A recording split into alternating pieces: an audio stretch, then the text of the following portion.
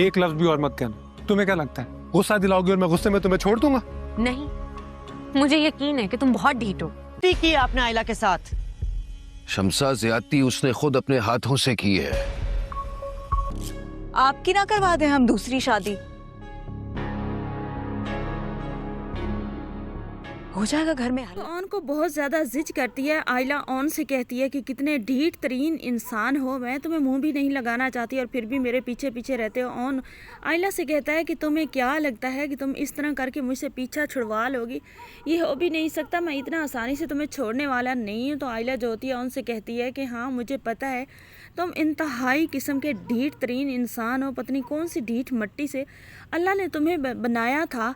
तो जो ऑन होता है वो कहता है तो फिर देख लो जैसा भी हूँ, तुम्हारी तरह तो नहीं हूँ, हर वक्त तुम तो ज़ुबान चलाती रहती हो। तो आयला ऑन से कहती है कि तुम्हें तो फैक्ट्री भी मिल गई और किस्मत के धनी हो तुम, जिससे तुम शादी करना चाहते थे वो लड़की भी तुम्हें मिल गई, अब तुम्हारी तो ज़ुबान चलेगी सही।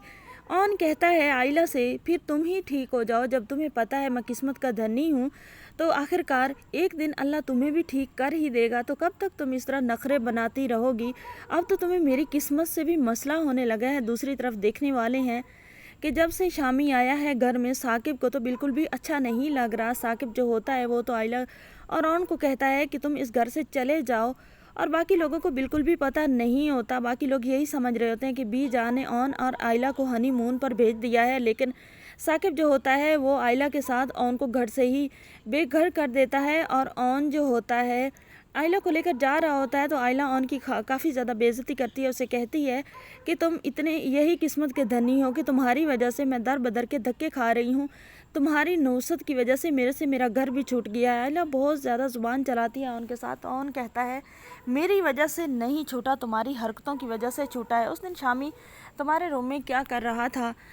अभी तक तुम्हें सबक नहीं मिला। और साकिब भी यही बात करता है अपनी बीवी से कि इतना बड़ा भयानक धोखा हुआ है, उसके बाद भी तुम्हारी बेटी को सबक नहीं मिला कि वो ऑन से शामी से ना मिले। फिर भी मतलब वो शामी से मिलकर क्या माफियाँ तलाफियाँ हुए जा रही थी। जब तक ये यहाँ रहेगी तब तक ना तो ये घर बसा पाएगी और ना ही ये हमें कुछ इज़्ज़त के जीने के काबिल छोड़ेगी। बेहतर यही है कि तुम अपनी बेटी को यहाँ से निकाल दो, जिसकी वजह से शमसा जो होती है वो भी कहती है आयला से कि कुछ दिन के लिए तुम बाहर चली जाओ। और ऑन से भी साकिब कहता है कि कुछ दिन के लिए तुम ये घर छोड़ दो, तेरे हालात बेहतर हो जाएंगे और तुम्हारा आपस का रिश्ता भी अच्छा हो जाएगा।